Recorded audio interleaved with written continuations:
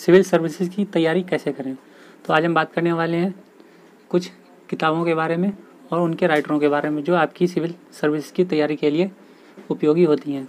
तो सबसे पहले जान लेते हैं सिविल सर्विसेज क्या होते हैं। सिविल सेवा की परीक्षा प्रतिवर्ष संघ लोक सेवा आयोग द्वारा आयोजित किया जाता है और यह एक त्रिस्तरीय परीक्षा है जिसमें छात्रों को 3 चरणों से होकर गुजरना पड़ता है।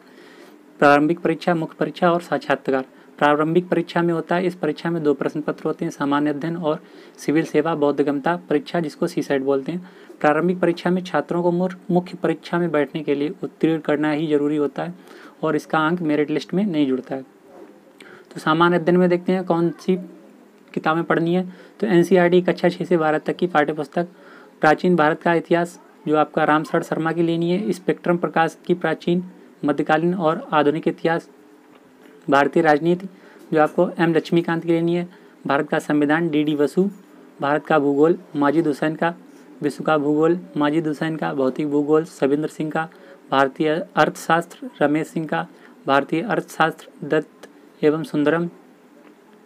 इसके अतिरिक्त प्रतिदिन एक राष्ट्रीय समाचार पत्र the Hindu, Indian express, Navbharat times कोई भी को अपनी दिनचर्या का हिस्सा बना लें। प्रकाशन विभाग द्वारा प्रकाशित पत्रिका योजना एवं कुरुक्षेत्र और साथ ही विज्ञान प्रगति एवं साइंस रिपोर्टर पत्रिका का नियमित अध्ययन करें।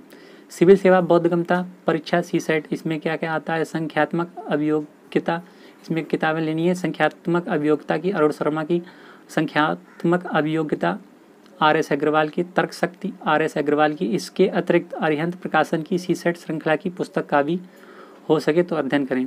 इसके बाद बात करते हैं मुख्य परीक्षा में। मुख्य परीक्षा में इसे पूरे परीक्षा में किसी की भी सफलता मुख्य परीक्षा पर ही निर्भर है। मुख्य परीक्षा में 7 प्रश्न पत्र होते हैं और ये 1750 अंकों की होती है। इसमें सामान्य अध्ययन के 4 प्रश्न पत्र,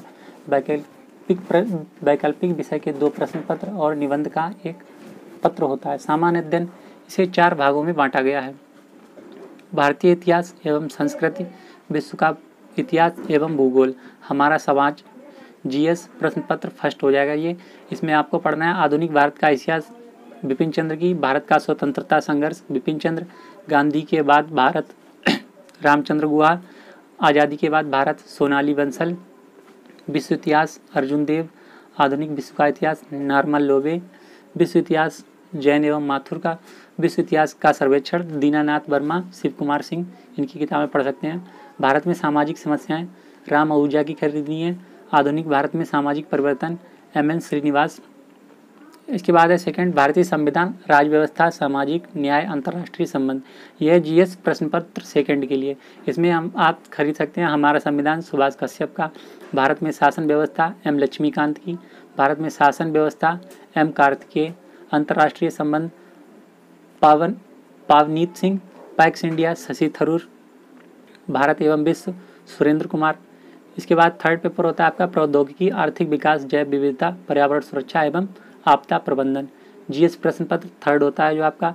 इसमें आंतरिक सुरक्षा आपको खरीदनी है M कार्तिकेय, भारत में आंतरिक सुरक्षा की चुनौतियां अशोक कुमार, भारत की आंतरिक सुरक्षा राजकुमार, भारत की राष्ट्रीय सुरक्षा वाजपेयी की, नीति शास्त्र। इसके बाद अगला आता है नीति शास्त्र, सत्यनिष्ठा और अभिरुचि। GS प्रश्न पत्र 4 होता है। इसमें आपको नीति शास्त्र, सत्यनिष्ठा और अभिरुचि नीरज कुमार की लेनी है। नीति शास्त्र, सत्यनिष्ठा और अभिरुचि सुब्बा राव की लेनी है। नीति शास्त्र, सत्यनिष्ठा और अभिरुचि M कार्तिकेय की लेनी है। इसके बाद होता है आपका निबंध। निबंध भी अन्य प्रश्न पत्रों की भांति 250 अंक का होता है।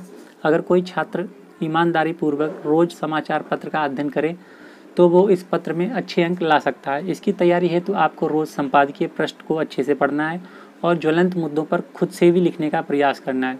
इसके बाद है निबंध दृष्टि, जिसमें आपको विकास दिव्यकृति एवं Nishant Jain all India rank 13 जो 2017 बैच से हैं उनकी लेनी है।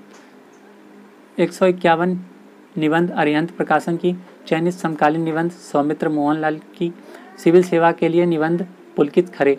इसके बाद वैकल्पिक विषय, आपको मेरिट सूची में आने में इसकी भूमिका को नज़रअंदाज नहीं किया जा सकता। इसमें 2 प्रश्न पत्र हैं जिनका कुल योग 500 अंक होता है। बहुत सारे छात्र अपनी वैकल्पिक विषय की सहायता को अत्यंत ही चिंतित होते हैं। UPSC परीक्षा में सबसे आसान वैकल्पिक विषय क्या है। इसके बाद आता है साक्षात्कार। यह परीक्षा का सबसे अंतिम चरण है और यह 275 अंकों का होता है। इसमें भावी सिविल सेवकों का व्यक्तिगत व्यक्तित्व परीक्षण किया जाता है और उनके प्रशासकीय गुणों को देखा जाता है। इसके लिए ज़्यादा हतोत्साहित होने की आवश्यकता नहीं है, क्योंकि अगर आपने लिखित परीक्षा में अच्छा स्कोर किया है तो यहाँ कम अंकों के बावजूद आप मेरिट लिस्ट में अपनी जगह बना सकते हैं। तो ये बुक लिस्ट जो थी वो IAS कैंडिडेट टीना कुमारी के द्वारा सुझाई गई बुक लिस्ट थी, जो आपको UPSC में कारगर साबित होगी। तो चलिए, धन्यवाद।